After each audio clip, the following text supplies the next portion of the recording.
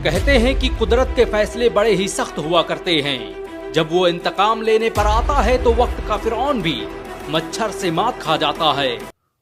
कुदरत के फैसले बहुत सख्त हुआ करते हैं, लिहाजा जब वो बदला लेने पर आ जाए तो वक्त का फिरौन भी मात खा जाता है।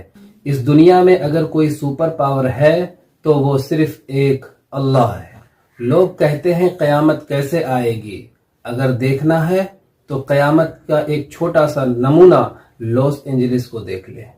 ये मैं क्या कह रहा हूँ, आने वाली वीडियो को पूरी देखे तो बात समझ में आ जाएगी। मेरा मकसद ये हरगिज नहीं है कि लॉस एंजलिस में जो आग लगी है तो उससे मैं खुश हूँ या मुझे अच्छा लग रहा है, बल्कि मुझे भी अफसोस है। बहुत से बेगुनाह जलकर राख हो गए हैं, बहुत से बेगुनाह हैं जो घर से बेघर हो गए हैं। लेकिन ये कहना चाहता हूँ कि इस आग से ये नसीहत हासिल करें कि अल्लाह की लाठी में आवाज नहीं है, लेकिन अल्लाह जब बदला लेने पर आता है तो वक्त का फिरौन मच्छर से मात खा जाता है। अल्लाह ताला मासूमों की हिफाजत फरमाए, बेगुनाहों की हिफाजत फरमाए। हम इस आग से खुश नहीं हैं, लेकिन ये जो आने वाली वीडियो है इसको मुकम्मल सुने तो मालूम चलेगा कि असली सुपर पावर कौन है।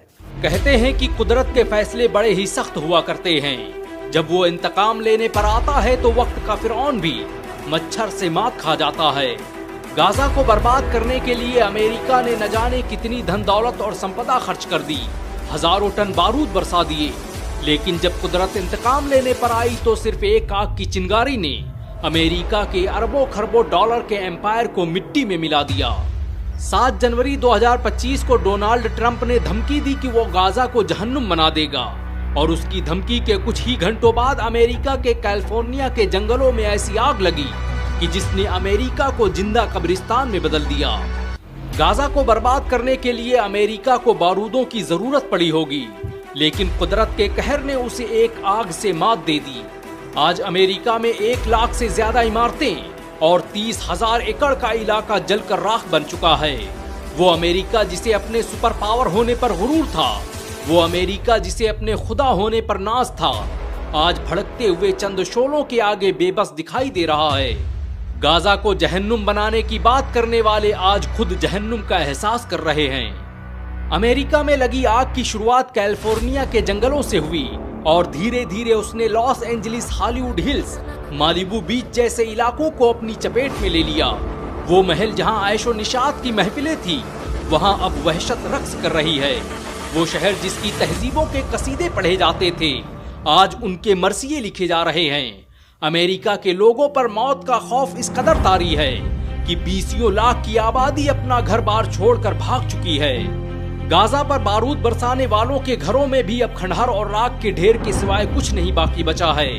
इस आग ने दुनिया के सबसे महंगे इलाके मालिबू बीच को भी खत्म कर दिया है, जहां पर दुनिया के सबसे अमीर एक्टर्स और लोगों के बंगले मौजूद थे। इनमें बड़ी तादाद उन एक्टर्स और अमीरजादों की थी जिन्होंने खुलेआम फिलिस्तीनी मुसलमानों के नरसंहार का समर्थन किया था। अमेरिका के मशहूर एक्टर जेम्स वुड्स ने कभी कहा था कि गाजा के तमाम लोगों को कत्ल कर देना चाहिए। उनके लिए कोई रहम नहीं, कोई जंगबंदी नहीं और किसी भी तरह की माफी नहीं होनी चाहिए। आज वही जेम्स वुड्स पैसिफिक पुलिस देश में बने अपने अरबों डॉलर के घर को जलते हुए देखकर दहाड़े मार कर रो रहा है। आग के शोलों ने ना हॉलीवुड को बख्शा और ना ही किसी चर्च और कलीसा की मीनारों को। हॉलीवुड का वो ऐतिहासिक बैनर जिसे देखकर अमेरिका खुशफहमी में मुब्तला रहता था, उसका वजूद मिट चुका है। Warner brothers, universal pictures, Paramount pictures जैसे स्टूडियोज भी अब मिट्टी का ढेर बन चुके हैं। गाजा की बर्बादी का ख्वाब देखने वाले खुद अपनी तबाही का मंजर देख रहे हैं। सालों पहले दुबई ने वॉल्ट डिज्नी से कहा था कि वो अपने स्टूडियो को दुबई ले आए, लेकिन वॉल्ट डिज्नी ने उसके इस ऑफर को ठुकरा दिया था। आज वॉल्ट डिज्नी को अपने उस फैसले पर अफसोस हो रहा होगा, क्योंकि उसका स्टूडियो अब दुनिया के नक्शे से गायब हो चुका है। वो हॉलीवुड हिल्स जहां हर साल ऑस्कर अवार्ड आयोजित किया जाता था, वहां अब कोई चीज बाकी है तो वो है मौत। गाजा को जहन्नुम बनाने का ख्वाब देखने वाले अपनी जिंदा आंखों से जहन्नम देख रहे हैं। अमेरिका का शहर लॉस एंजलिस अब लॉस्ट एंजलिस बन चुका है। लोग अक्सर पूछते हैं कि कयामत कैसे आएगी।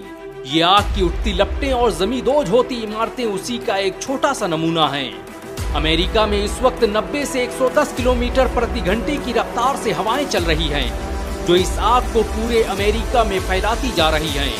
ये आग हर मिनट में 5 फुटबॉल मैदान जैसे इलाकों को जलाकर राख कर दे रही है। एक अंदाजे के मुताबिक आने वाले वक्त में इससे अमेरिका को $200 बिलियन का नुकसान उठाना पड़ सकता है। ये नुकसान कितना बड़ा है उसका अंदाजा इसी बात से लगाया जा सकता है कि मुकेश अंबानी की कुल संपत्ति सिर्फ $95 बिलियन है।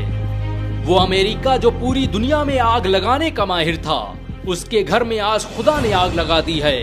अमेरिका की बगावत और शरकसी का ये आलम है कि उसने इस आग से इबरत लेने के बजाय इस आग का नाम रखा है सांता एनास, यानी शैतानी आग। इस आग ने लगभग 42 वर्ग मील का इलाका जलाकर राख कर दिया है, जो लगभग सैन फ्रांसिस्को शहर के बराबर है। चांद से लेकर मंगल ग्रह पर बस्तियां बसाने की बात करने वाले अमेरिका की ये औकात है कि वो अपने देश में लगी आग को बुझाने में नाकाम है। अमेरिका की तारीख जुल्म और खून से भरी पड़ी है। ये वो देश है जिसने फिलिस्तीन, इराक, ईरान, सीरिया और अफगानिस्तान सहित न जाने कितने देशों को तबाह बर्बाद कर दिया। यहाँ तक कि उसने अपनी धरती पर बसने वाले मूल निवासियों रेड इंडियंस को जिंदा जलाकर मार दिया। यही वजह है कि कुदरत वक्त वक्त पर अमेरिका से उसके जुल्म सितम का हिसाब लेती रहती है। अमेरिका की इस आग में गाजा के उन लाखों मजलूमों की आहें शामिल हैं, जिन्हें बारूद के ढेरों और इमारतों के मलबों में मार दिया गया।